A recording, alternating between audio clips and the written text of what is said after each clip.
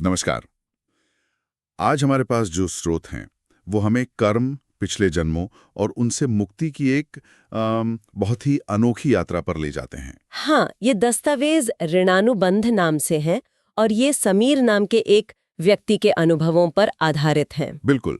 समीर की कहानी शुरू होती है भगवान शिव से जुड़े कुछ अजीब परेशान करने वाले सपनों से। मतलब बार बार वही सपने। और उसकी भक्ति भी जुनून जैसी है। लेकिन उसे समझ नहीं आता कि ये सब क्यों हो रहा है। और इसी क्यों का जवाब ढूंढते ढूंढते वो पहुंचता है पास्ट लाइफ रिग्रेशन थेरेपी तक, मतलब PLRT तक। हाँ, और वहीं पर एक आप कह सकती हैं चौंकाने वाला खुलासा होता है कि उसका पिछला जन्म दिल्ली सल्तनत के सुल्तान इल्तुतमिश का था। सुल्तान इल्तुतमिश। और फिर पता चलता है कि 13वीं सदी में इल्तुतमिश ने उज्जैन का जो पवित्र महाकालेश्वर मंदिर है उसे तोड़ा था। बिल्कुल। और यही अपराध बोध, यही भारी कर्म समीर के इस जीवन के जो कष्ट है उनका असली कारण बताया गया है स्रोत में। इसी गहरे कर्म के बोझ को ऋणानुबंध कहा गया है। हाँ बिल्कुल, ऋणानुबंध। और इससे मुक्ति पाने के लिए समीर को एक बहुत ही मुश्किल सफर तय करना पड़ता है, जिसमें उज्जैन की यात्रा है, कुछ रहस्यमयी अनुष्ठान हैं। हाँ, और खुद की गहरी खोज भी। तो चलिए इस दस्तावेज में जरा और गहरे उतरते और यही अपराध है, देखते हैं ये सफर कहाँ तक जाता है। समीर के सपने भी कोई आम सपने नहीं थे, बहुत विशिष्ट थे। उसे शिव का वो रौद्र तांडव नृत्य दिखता था। और डमरू की आवाज, स्रोत कहता है वो आवाज असहनीय लगती थी उसे। हाँ, और कानों में शिव तांडव स्तोत्रम गूंजता था, वो डमडमडमन निनाद वाला हिस्सा। और एक अजीब डर भी था, रात में दरवाजे खिड़की खुले रखने से डरता था। अच्छा, और उसने 11 ज्योतिर्लिंगों के दर्शन कर लिए थे सिवाय उज्जैन के महाकालेश्वर के। हाँ, यहीं PLRT की बात आती है। स्रोत में इस थेरेपी की प्रक्रिया समझाई गई है, कैसे सम्मोहन के जरिए। हाँ, मतलब व्यक्ति को गहरे आराम की अवस्था में ले जाकर अवचेतन मन को खोला जाता है। फिर थेरेपिस्ट उसे समय में पीछे ले जाता है, किसी समस्या या भावना की जड़ तक। बिल्कुल।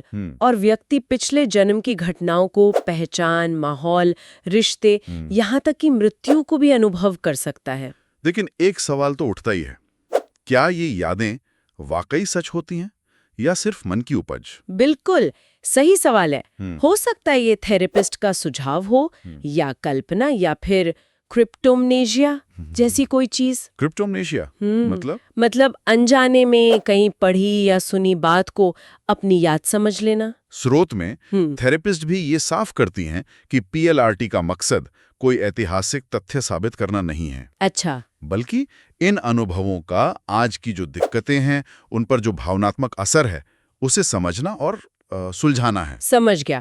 तो समीर के सेशंस में फिर इल्तुतमिश की कहानी सामने आने लगती है। हाँ, कैसे वो मध्य एशिया के कबीले के सरदार इलम खान का बेटा था, होशियार था, पिता का प्रिय था, लेकिन भाई उससे जलते थे और उन्होंने उसे धोखे से गुलाम व्यापारी को बेच दिया, बचपन में ही।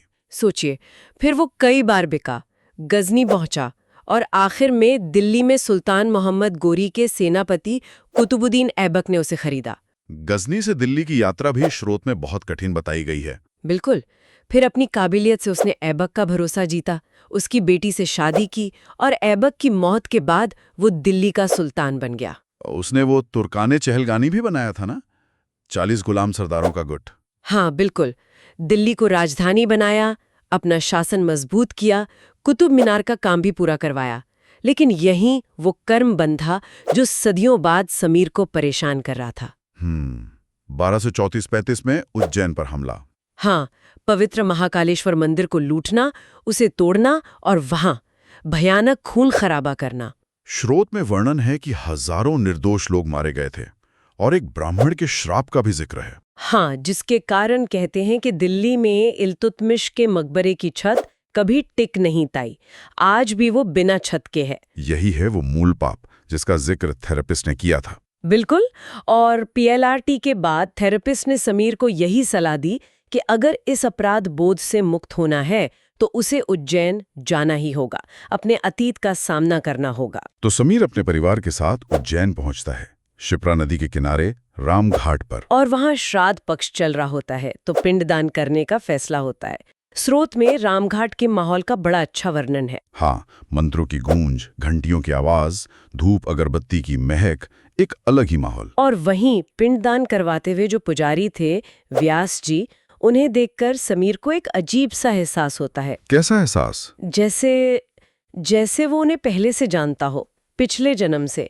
उसे लगता है कहीं ये वही ब्राह्मण तो नहीं जिनकी हत्या इल्तुतमिश ने मंदिर में की थी। ओह, तो फिर? इस एहसास के बाद वो पिंडदान सिर्फ पुरखों के लिए नहीं रह जाता, वो एक तरह से इल्तुतमिश के कर्मों से खुद की मुक्ति का अनुष्ठान बन जाता है समीर के लिए। फिर वे महाकालेश्वर मंदिर भी जाते हैं भस्म आरती में शामिल होने। और ये अनुभव समीर के लिए बहुत तीव्र, बहुत इंटेंस होता है। आरती के दौरान बजने वाले वो डमरू, शंख, घंटे, घड़ियाल, उनकी तेज आवाज वैसी ही जैसी सपनों में सुनाई देती थी। बिल्कुल एक ही साथ डरावनी भी और शुद्ध करने वाली भी। स्रोत में फिर वे से कर्म का सीधा सामना बताया गया है आवाज के रूप में। भस्म आरती की प्रक्रिया भी बताई है स्रोत में। सुबह ब्रह्म मुहूर्त में होती है ये। हाँ, पंचामृत अभिषेक के बाद चीता की ताजी भस्म से शिव का श्रृंगार किया जाता है। ये जीवन की नश्वरता और वैराग्य का प्रतीक है। उज्जैन में ही व्यास जी समीर की कुंडली देखते हैं और एक खास बात बताते हैं, ऋणानुबंध का प्रबल योग। ऋणानुबंध मतलब पिछले जन्मों के कर्मों के वो अदृश्य धागे, वो कर्ज जो इस जीवन के रिश्तों, सेहत, आर्थिक स्थिति मतलब हर चीज पर असर डालते हैं। हाँ, ये उन आत्माओं से हमारा कनेक्शन है जिनके साथ हमारा कोई हिसाब बाकी है। ज्योतिष में कहते हैं शनि, राहु, केतु कुंडली के कुछ खास भाव जैसे छठा, आठवां, 12वां या वक्री ग्रह इसके संकेत दे सकते हैं। और इससे मुक्ति के उपाय भी होते होंगे। हाँ, कई उपाय बताए गए हैं श्रोत में। मंत्र जाप, दान, पूजा, तीर्थ यात्रा, माफी मांगना या देना, सेवा करना। लेकिन समीर का मामला गंभीर था, ब्रह्म हत्या का पाप। तो उसके लिए कोई साधारण उपाय काफी नहीं था? नहीं, इसीलिए व्यास जी एक बहुत कठिन और गोपनीय रास्ता सुझाते हैं, कपाल व्रत साधना। कपाल व्रत, ये क्या है? ये कापालिक संप्रदाय से जुड़ा है। कापालिक वो होते हैं जो शिव के उग्र रूप भैरव की पूजा करते हैं, अक्सर शमशान घाटों पर। शमशान में? हाँ, इसकी कहानी शिवजी द्वारा ब्रह्मा का 5वां सिर काटने से जुड़ी है। कहते हैं उस पाप से मुक्ति के लिए शिवजी को कपाल हाथ में लेके भटकना पड़ा था। कापालिक साधनाएं बहुत तीव्र और खतरनाक मानी जाती हैं। बाप रे, तो व्यास जी समीर को क्या करने को कहते हैं? वो उसे एक खास रात मार्गशीर्ष महीने की शुक्र त्रयोदशी को चक्रतीर्थ श्मशान घाट जाने को कहते हैं। चक्रतीर्थ? हाँ, उज्जैन का महाश्मशान। कहते हैं वहीं उसे उसके कापालिक गुरु मिलेंगे, रात के अंधेरे में जलती चिताओं के बीच। ये तो सुनने में ही डरावना लग रहा है। बिल्कुल। चक्रतीर्थ शिप्रा किनारे है और माना जाता है कि वहां तांत्रिक सिद्धियों के लिए अनुष्ठान होते हैं। और वहीं समीर की मुलाकात एक रहस्यमयी कापालिक गुरु से होती है। और वो गुरु क्या कहते हैं? वो गुरु उसे वीर साधना करने का निर्देश देते हैं। वीर साधना? ये कौन सी साधना है? ये तंत्र का एक बहुत शक्तिशाली रूप है।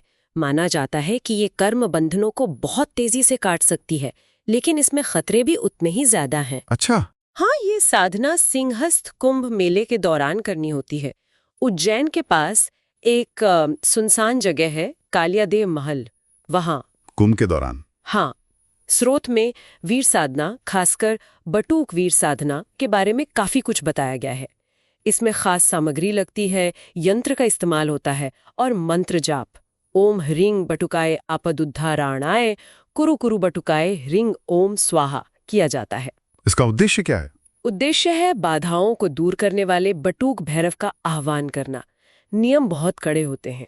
कहते हैं इससे सुरक्षा मिलती है, समस्याएं हल होती हैं, कर्म कटते हैं, आध्यात्मिक विकास होता है। लेकिन खतरे भी हैं। बहुत। जरा सी चूक हो जाए तो मानसिक संतुलन बिगड़ने का डर रहता है या फिर नकारात्मक शक्तियों का असर हो सकता है। इसीलिए स्रोत में बार बार गुरु के मार्गदर्शन के महत्व पर जोर दिया गया है। और इसी कुंभ मेले के दौरान एक और अजीब बात होती है समीर के साथ। हाँ, वो IIT से पढ़ा लिखा इंजीनियर है और वो अपने वैज्ञानिक ज्ञान और इन गहरे आध्यात्मिक अनुभवों को मिलाकर लोगों से बात करने लगता है। और लोग उसे IIT बाबा कहने लगते हैं। हाँ, मीडिया कवरेज, वायरल वीडियो, अंधश्रद्धा, ये सब शुरू हो जाता है। ये हमारे समाज का एक दिलचस्प पहलू है ना? बिल्कुल।